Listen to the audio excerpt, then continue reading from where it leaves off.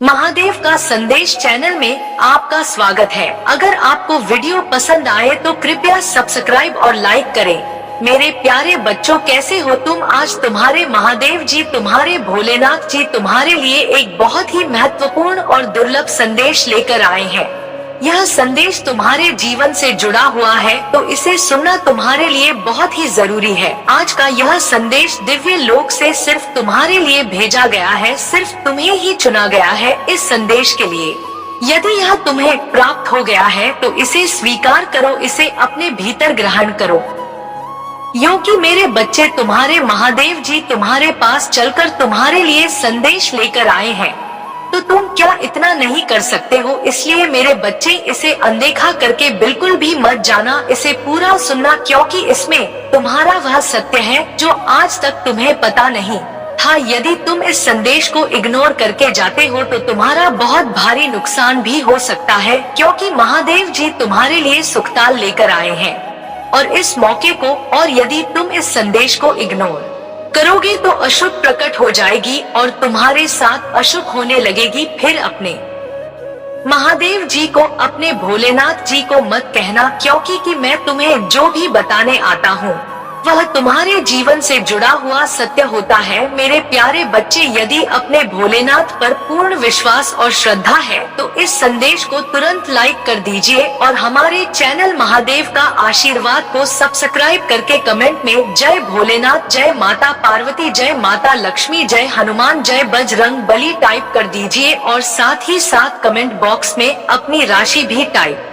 कर देना, ताकि मैं तुम्हें राशि के अनुसार कुछ उपाय और जानकारियाँ दे सकूं, जिससे तुम हरी समस्याओं का निवारण और अंत हो सके। मेरे प्यारे बच्चे, तुम्हारे महादेव जी, तुम्हारे भोलेनाथ जी तुम्हारे लिए ऐसी ऐसी योजनाओं और क्रियाकलापों का निर्माण करते रहते हैं जो तुम्हारे लिए हितकर होती है और तुम्हारे भविष्य को उज्जवल बनाने के लिए पर्याप्त होती है, क्योंकि जो महादेव जी का बनाया हुआ होगा तो वह होने वाला तो अवश्य है, उसमें कोई रुकावट तो उत्पन्न होने का नाम नहीं ले सकती है। तो मेरे प्यारे बच्चे, न्याय की घड़ी अब आ गई है। अब तुम्हारे साथ न्याय होगा। जिसने जिसने भी तुम्हें पीड़ा दी है, जिसने जिसने तुम्हें दुख तकलीफ और तुम्हें आकर सताया है, उनसे अब तुम्हारा न्याय लिया जाएगा, तुम्हें न्याय दिलाया जाएगा। अब तुम्हारे महादेव जी तुम्हें न्याय दिलाने के लिए आए हैं, क्योंकि आज तक तुम्हें सिर्फ पीड़ित और परेशान किया गया है। तुम्हारा किसी ने कोई साथ नहीं दिया और ना ही सहयोग किया। जितना तुम कर पाए उतना ही किया, ना ज्यादा ना कम। और लोगों ने तुम्हें परेशान करने का अथक प्रयास किया, क्योंकि तुम बहुत ही दुर्बल और शांत स्वभाव के थे। तुम्हारी कमजोरी की वजह से लोग तुम्हें डरवा धमकाते थे और तुम्हें पीड़ित करते थे। मेरे बच्चे, तुम जब अपना सीधी रास्ता जा रहे होते तभी लोग तुम्हें नहीं जाने देते। यदि तुम जाने का प्रयास भी करते तो लोग पीछे से पत्थर फेंक कर मारते और बातें बोलते जो तुम्हारे हृदय को छू जाती। तुम रोते हुए अपने रास्ते को चले जाते और पीछे मुड़कर भी ना देखते कि कौन क्या मेरे साथ कर रहा है। तुम सिर्फ अपने परमात्मा पर, अपने भगवान पर, अपने भोलेनाथ पर यह सब चीज छोड़ देते कि मेरे भगवान ही अब मेरा न्याय करेंगे और मुझे न्याय दिलाएंगे, क्योंकि मैं अब इस जिंदगी से बहुत ही तंग आ गया हूँ। क्योंकि एक दिन का हो तो कहा जाए, यह तो प्रतिदिन का कार्य हो गया है। रोज के रोज लोग मुझे परेशान ही करते रहते हैं। कोई कभी मुझे अच्छा नहीं कहता है और ना ही मेरे साथ चलता है और ना ही मेरा साथ देता है। मैं जो भी करता हूँ वह अकेला ही करता हूँ। मेरे पास कोई बैठने के लिए भी नहीं आता है और ना मुझसे कोई कुछ पूछ और है और ना ही कोई बात करता है। इसलिए मैं बहुत ही चिंतित और व्याकुल रहता हूँ। मेरे प्यारे बच्चे, यह सोचना भी तुम्हारा जायज है, क्योंकि इतना कष्ट जिसको भी मिलेगा वह सहन करे, चाहे वह कोई भी कार्य हो। मेरे प्यारे बच्चे, अब तुम्हें चिंता नहीं करना है, अब तो तुम्हें मेहनत के साथ आगे बढ़ाना है, क्योंकि अब तो तुम्हारे भोलेनाथ जी तुम्हारे साथ है। क्या तुम्हें ऐसा नहीं लगता है? यह जो मैं बता रहा हूँ, इन बातों पर तुम्हें विश्वास नहीं लगता? तुम्हें अपने महादेव जी पर, अपने भोलेनाथ जी पर विश्वास नहीं है? यदि है तो हाँ टाइप करें कि हाँ, मुझे अपने भोलेनाथ जी पर पूर्ण विश्वास है। वह मुझे न्याय दिलाएंगे, वह मेरी आशाओं को पूर्ण करेंगे और मेरे एक एक आंसुओं का बदला लेंगे। ऐसा मेरे भोलेनाथ जी अवश्य करेंगे मेरे बच्चे। पीछे का जो टाइम तुम्हारा बीत गया सो बीत गया।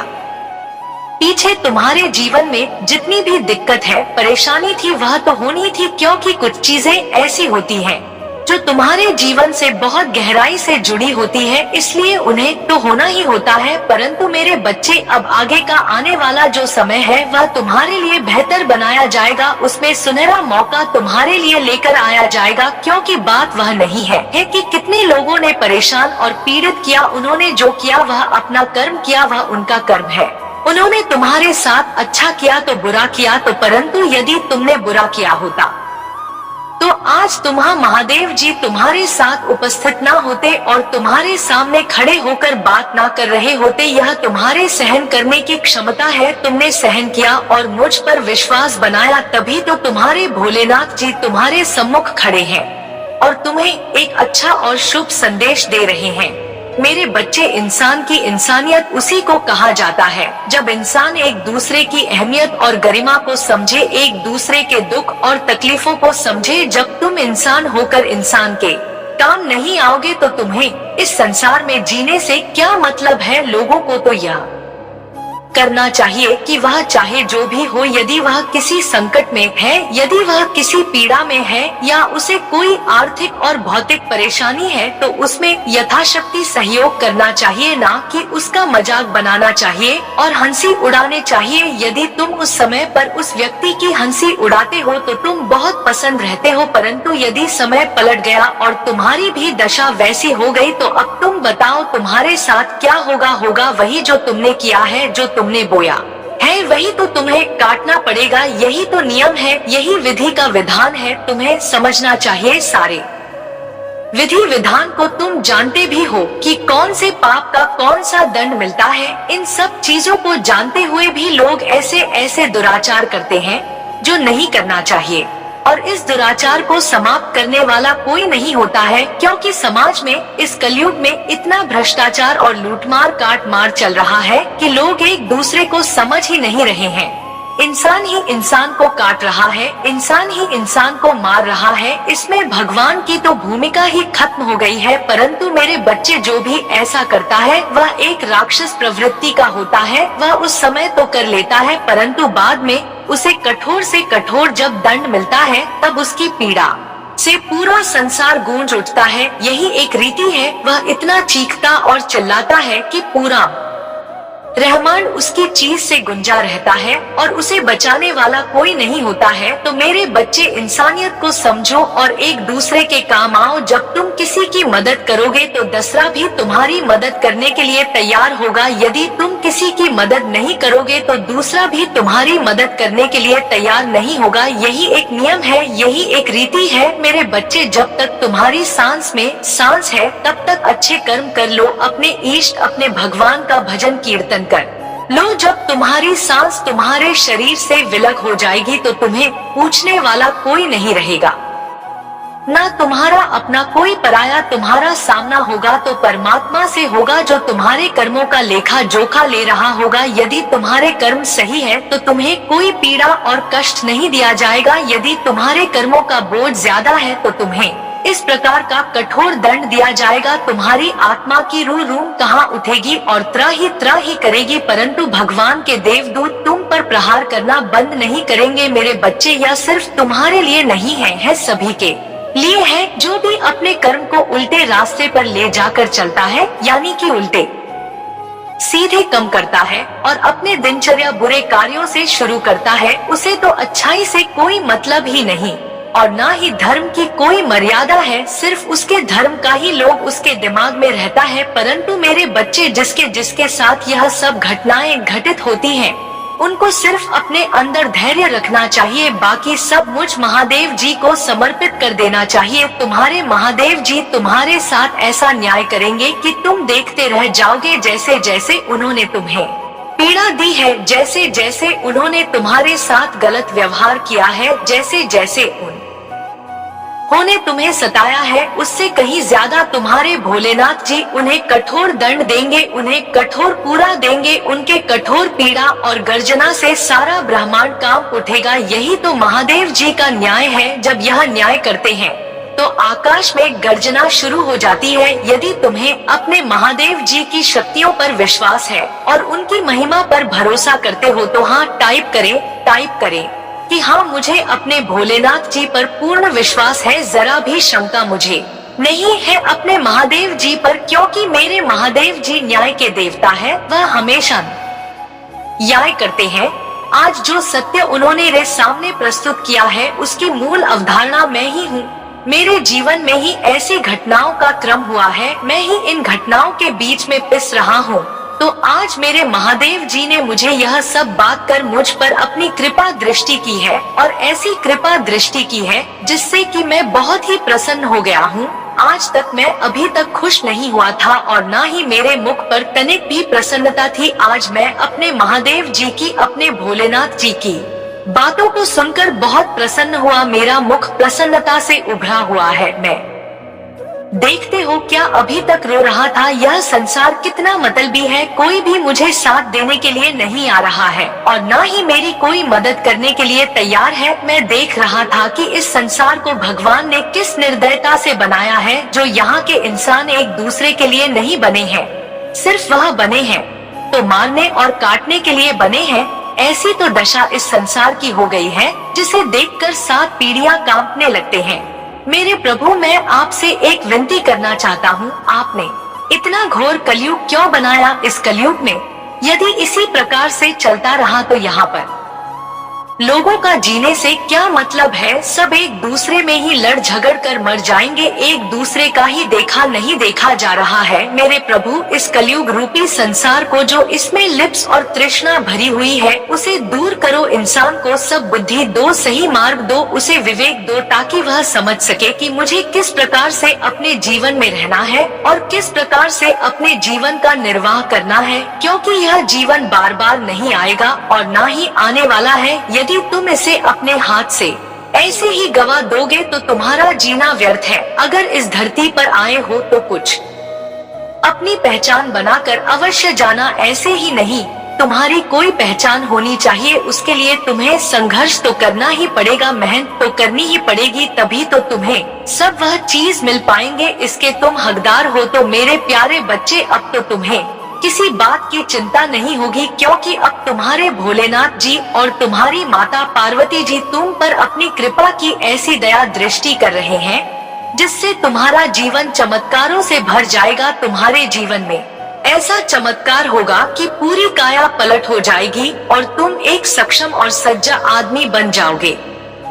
आज के तौर पर लोगों को समय कहाँ है कि थोड़ा समय निकालकर ज्ञान की बातें ले ले या फिर अपने महादेव जी का संदेश सुन ले। उन्हें तो अपने काम से ही फुर्सत नहीं है, परंतु जब कोई दिक्कत आएगी तो वह भगवान को, मुझे महादेव को याद करेंगे। जब तक उनके जीवन में खुशियाँ रहेगी तब तक मुझे याद नहीं करेंगे, और जब दिक्कतों का सामना देखेंगे तब जाकर मेरा स्मरण करेंगे। यही तो सबसे बड़ी भूल है, क्योंकि यदि तुम मुझे पहले ही याद कर लो, मुझे पहले ही अपनी समस्याओं का विवरण बता दो, तो तुम्हें कोई दिक्कत होने ही नहीं पाएगी। मेरे बच्चे, यदि तुमने मेरे लिए 10 मिनट का समय निकाला है या मेरे लिए तुमने रुपए खर्च किए हैं, तो उसका मैं 10 गुना करता हूँ। मैंने तुम्हारा समय लिया है तो वह तुम्हारा बर्बाद नहीं जाएगा, उसके बदले में तुम्हें उससे भी ज्यादा दे दूंगा, जो तुम्हारे जीवन के लिए पर्याप्त होगा और तुम्हारी भूख शांत करने के लिए ही पर्याप्त होगा। मेरे बच्चे, तुम्हारा परिवार भूख से तड़प रहा था, तुम्हारी झोपड़ी में दीपक नहीं चल रहा था, तुम रात दिन रोते रहते थे, ऊपर से लोग तुम्हें टॉर्चर करते थे, फिर भी तुमने कम नहीं किया और ना ही अपनी हिम्मत को टूटने दिया। तुम्हारी हिम्मत और दिन प्रतिदिन बढ़ती गई। तुम यह सोचते थे कि यह तो सब मूर्ख है, परंतु मैं तो मूर्ख नहीं हूँ। यह सब मुझे उलझा कर मुझे भटक रहे हैं, पर मैं इनकी उलझन में भटकने वाला नहीं हूँ। मैं तो इनका सभी वृतांत जानता हूँ कि यह मेरे साथ क्या करना चाहते हैं। तुम भाग्यशाली हो मेरे बच्चे, जो तुम्हारे लिए तुम्हारे महादेव जी न्याय का प्रस्ताव लेकर आए हैं और तुम्हारे न्याय का समय भी बताने आए हैं। तुम्हारे भाग्य की प्रशंसा करनी चाहिए, क्योंकि भोलेनाथ जी स्वयं किसी के पास चलकर नहीं जाते हैं। कोई ऐसा प्रिय भक्त होता है जो उनकी आराधना करके उन्हें प्रसन्न करता है और बुलाता है, तभी वे जाते हैं। परंतु छोटी भक्ति करने वाले के पास भगवान इतनी आसानी से नहीं जाते हैं, परंतु कृपा अपनी अवश्य रखते हैं। अगर महादेव जी की जो भक्ति कर रहे हो तभी तुम्हारी पर अवश्य लेंगे उस परीक्षा में। यदि तुम पास हुए तभी तुम्हें दर्शन प्राप्त होंगे, क्योंकि ऊपर के मन से तो सभी लोग भक्ति करते हैं, परंतु अंदर के मन से कौन कितनी भक्ति करता है और कितनी शक्ति सहन करने की उनके भीतर है, इसलिए परीक्षाएं महादेव जी तुम्हारे साथ लेने लगते हैं। तो तुम्हारा समय इस समय परीक्षा की घड़ी ही चल रही थी, तुम्हारा समय परीक्षा में ही व्यतीत हो रहा था। यह मत सोचो कि भोलेनाथ जी तुम्हारे साथ ही परीक्षा क्यों ले रहे हैं, वे तो सभी की परीक्षा लेते हैं। अगर परीक्षा के लिए कुछ नहीं देते हैं, उसके लिए तुम्हें शांत करना ही पड़ेगा। जो तुम्हें परेशान करते थे वह यह नहीं जानते थे कि तुम्हारे ऊपर किसकी कृपा और आशीर्वाद है। यदि वह जान जाते तो तुम्हें परेशान करने की सपने में भी नहीं सोचते, क्योंकि महादेव जी का क्रोध यदि जागृत हो गया तो सर्वनाश किसी भी क्षण हो सकता है। महादेव जी फिर किसी की प्रतीक्षा नहीं करेंगे और ना ही क्षमा करने का अवसर देंगे, तत्काल विनाश प्रारंभ कर देंगे, सभी लोग जानते हैं।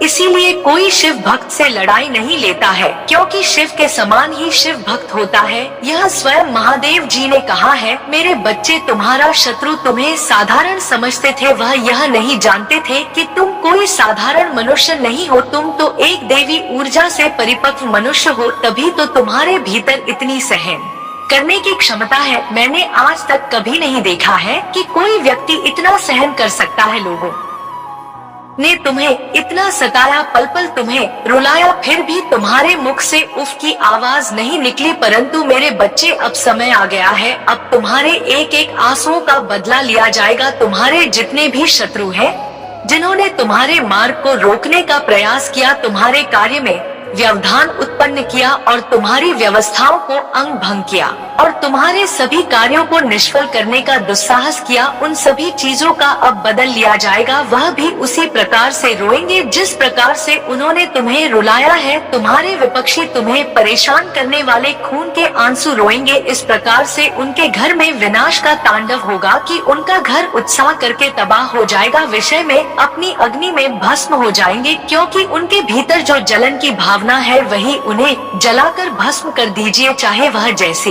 भी हो, परंतु वह तो उनके ही भीतर की अग्नि है। मेरे बच्चे तुम्हारे महादेव जी तुम हारे भोलेनाथ जी रे दुख के लिए बहुत चिंतित हुए। जब तुम्हारे दुख को मुझसे नहीं देखा गया तब जाकर मैंने यह फैसला लिया कि अब मेरे भक्त को दर्शन देना पड़ेगा, क्योंकि उसने बहुत परेशानियों को झेल लिया है। उसके घर में अब बहुत सारी समस्याएं हैं।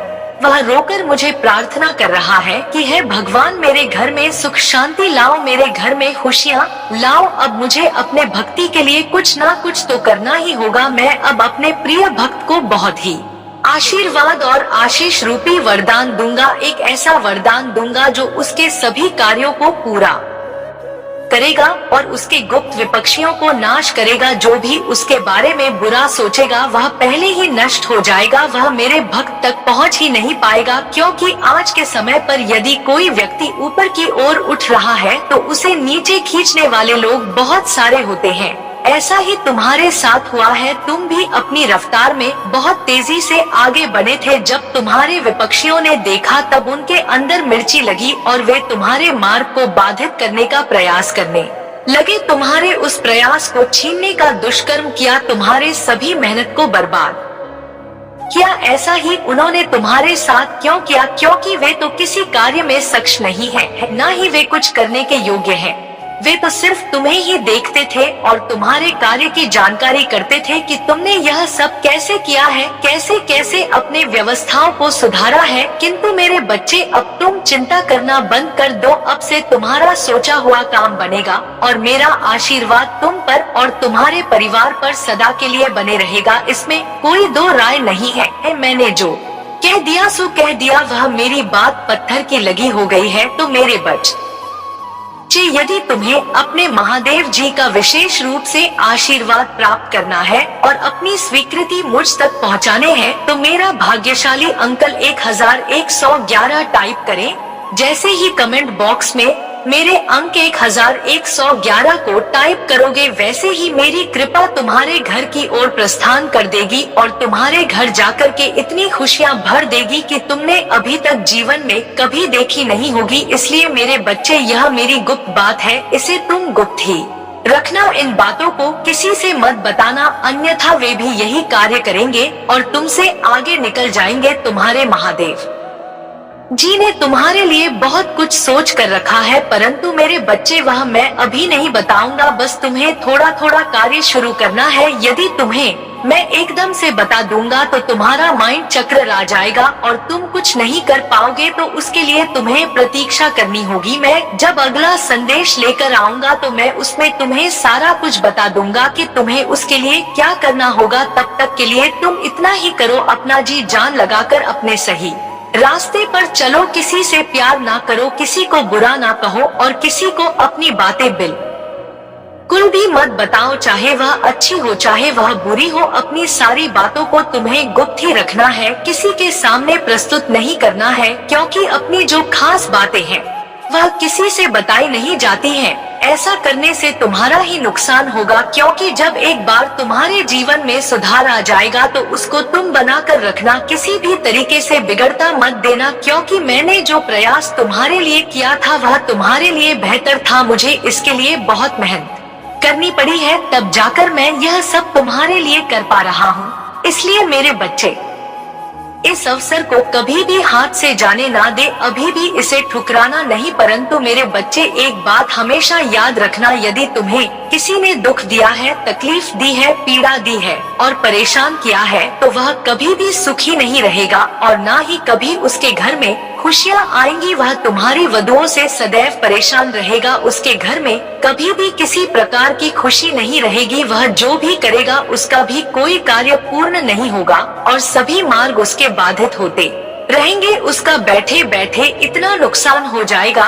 कि वह सोच भी नहीं सकता है। तुम बस अपने अंदर सब्र रखो। आप सब कुछ तुम अपने आप पर नहीं, अपने भोलेनाथ जी पर और अपनी माता पर छोड़ दो। इसका न्याय तो मैं स्वयं ही करूँगा। मैंने जो तुमसे कह दिया तो कह दिया, उसके लिए तुम स्वयं देखोगे। जिन्होंने तुम्हें नीचा दिखाया उनका घर किस प्रकार से होने वाला है। उनके घर में सारी खुशियाँ छीन ली जाएंगी। दुख का ऐसा मौसम उनके घर में हो जाएगा कि वह दोबारा कभी भी तुम्हारे साथ ऐसा कम नहीं करेंगे। परंतु मेरे बच्चे, कभी कभी अपने मार्ग से भटक जाते हो, तुम भी कभी कभी अपने उद्देश्य से भटक जाते हो, क्योंकि तुमने अपने मन पर इतना भार रख दिया है। तुम अपने मन से इतना काम लेते हो कि वह यह सुनिश्चित नहीं कर पाता है कि तुम्हें आगे क्या करना है और कैसे करना है। यदि तुम अपनी मन और मस्तिष्क को फ्रेश नहीं रखोगे तो तुम कुछ भी नहीं कर पाओगे। उस स्थिति में तुम जो भी निर्णय लगे वह तुम्हारा व्यर्थ चला जाएगा